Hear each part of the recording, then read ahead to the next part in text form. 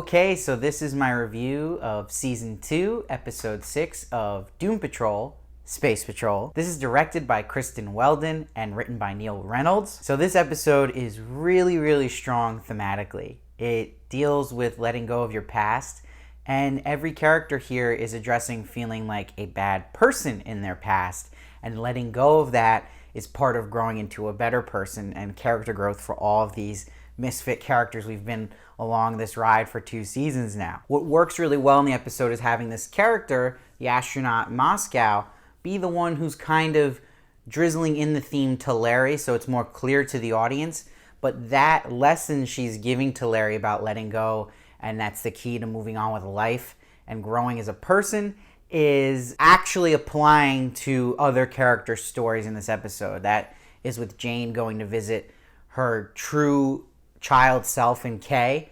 That is with Rita facing this actress Isabella playing her character and talking about who she was in the past. That's Rita seeing right in front of her face and dealing with that. And it's also really strongly about Dorothy and feeling like a terrible person for what she did to Jane and feeling that she just is a bad person in general, but Cliff connecting with that and helping her and guiding through that. And even Cyborg here. Cyborg is still dealing with guilt of attacking his own father. And like Ronnie suggests to him, a little bit of a redemption he's trying to get by helping her. So we'll dip more into the themes, but just as a whole this episode, I really dug the production design.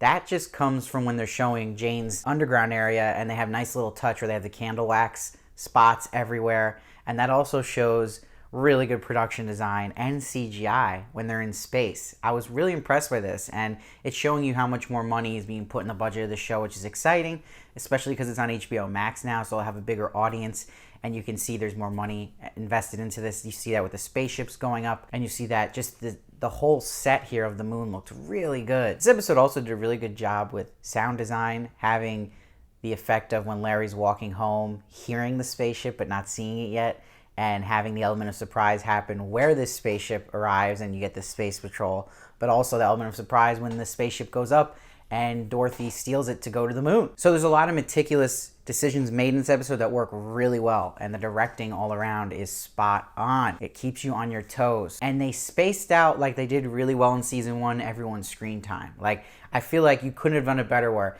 every character just got enough time, that we stepped in with everyone and had enough time with them to emotionally invest and not get lost either, and still follow the main story. While getting a lot of humor here with the other 2 astronauts that aren't Moscow, they're the men here, Zip and Specs, who basically died years ago, and we're just seeing an autopilot of their body by a foreign substance.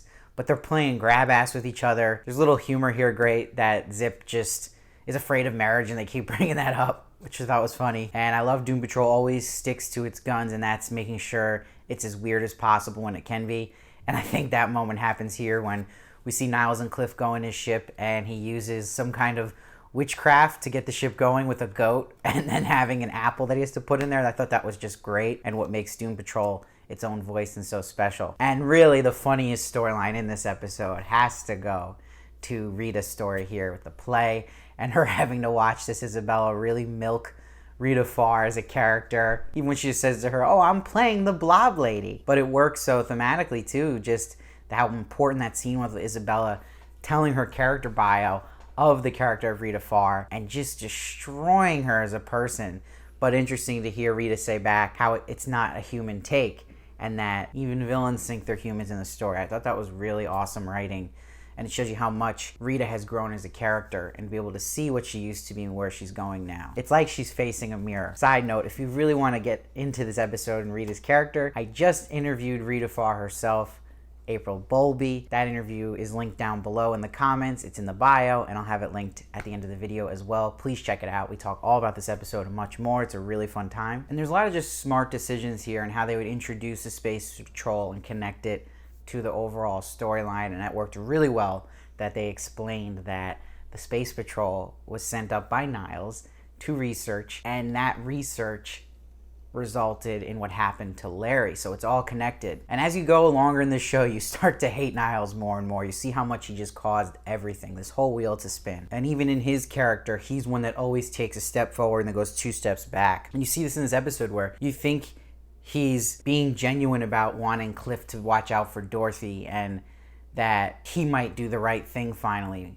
Him talking about his regrets with Dorothy and isolating her and how it actually created even more dangerous imaginary friends she had. So he was an abusive father in that sense and neglect and trying to control her and keep her away from the world. But at the end of this episode, holy crap, that twist where he lets Cliff go. After Cliff literally says he'll take care of Dorothy when he leaves. It just makes Niles just unredeemable at this point. And I wonder, is that because Cliff knows too much about Dorothy now that's a threat? That's why Niles would send him out? Let me know your theories down below. But even these strong space sequences, in particular, obviously this Cliff and Dorothy scene was spectacular, and it was just worked thematically so well. And him talking about his daughter lost her mother to connect to Dorothy, losing her mother and feeling like a bad person, and him saying that his daughter turned out as a great person. I think that just was sold so well and believable. And also what was awesome about Dorothy on the moon was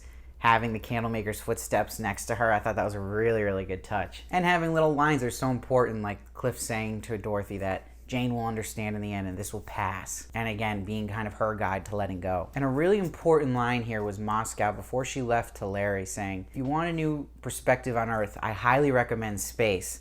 And then you see Larry's spirit light up and he knows that that's kind of the voice he's leaning towards is Moscow's, but Larry's human side cannot let go of this family tie and wants to fix things. So he's, in a sense, not really learning from the lessons we learned in this episode about letting go of the past to move forward.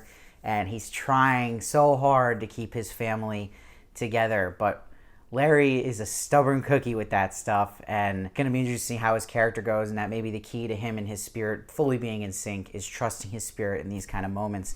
And like she said, becoming a we instead of a split, because you see that he's constantly back and forth with the spirit and neglecting a lot of it most of the time. There's not a full harmony there yet that Moscow has achieved, and that could clearly result from Larry's just very pessimistic view on things. And they just put so much good writing here too, just about Moscow saying how there's a meaning in suffering and there's beauty in meaning. And these are just things that our characters in Doom Patrol are eventually gonna, probably by the end of all this, get to, and that they're just building stepping stones for. So that leads to another amazing twist that shocked me, just like the twist with Cliff that really shocked me, him getting thrown away by Niles. I was stunned, but also here with Jane. So remember, Kay is the original girl who was sexually abused by her father, and then it became really the primary was Miranda when she developed this dissociative identity disorder and all these personalities. And then Miranda had the whole religious fiasco happen with her mother and eventually killed herself in this well, and Jane took over, but now Miranda's back.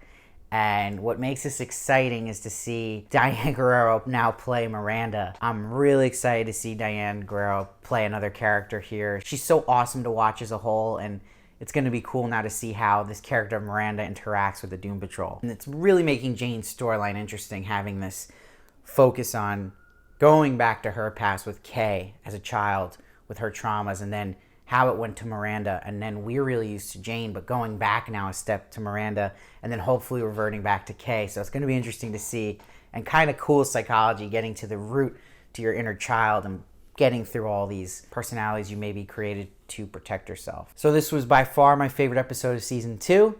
I'm giving this one a 9.4. Let me know what you thought of it down below. I love to hear your thoughts. I read every comment and try to respond to as many as I can. Please check out my interview. It's brand new with April Bowlby, aka Rita Farr, aka Elasti-Woman. It's a really fun time. We talk all about this latest episode. You're not going to want to miss it. That's linked down below and will be linked right above me. Please make sure to subscribe to my channel so you don't miss any of my reviews or celebrity interviews. And please follow me at SteveVarley1 on Twitter and Instagram for more of me. And I'll see you next time.